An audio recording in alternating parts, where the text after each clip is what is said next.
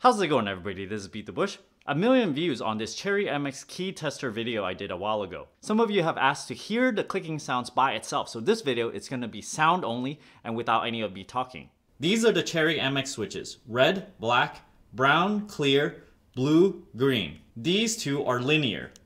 These two are tactile. These two are tactile and clicky. 45 gram, 60 gram, 45 gram, 55 gram.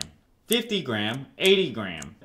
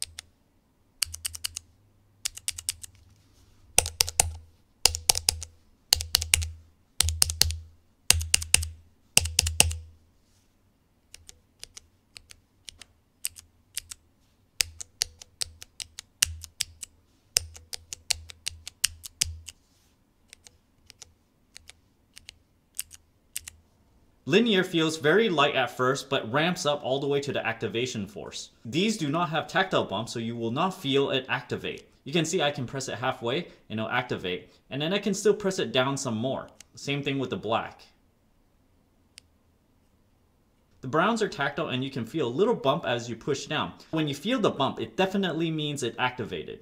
So I'm going to press down and I feel a little bump, and then I can keep on going down. Same thing with this heavier switch. Now the tactile and clicky are over here. If I press down, I can feel a little bump and you can hear an audible click. You can see if I press halfway, it'll click. I can feel a little bump and you can still keep on pushing.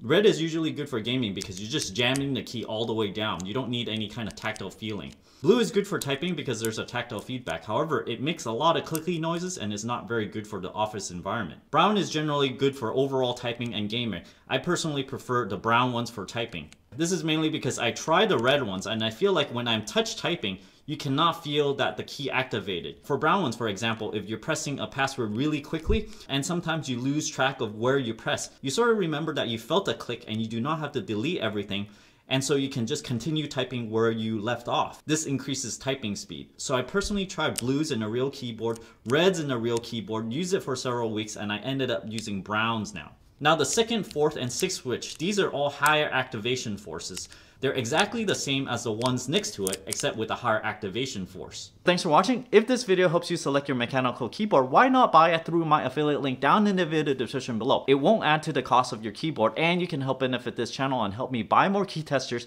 and make more videos like these. If you're interested in getting more of my DIY videos, subscribe over here. Thanks for watching.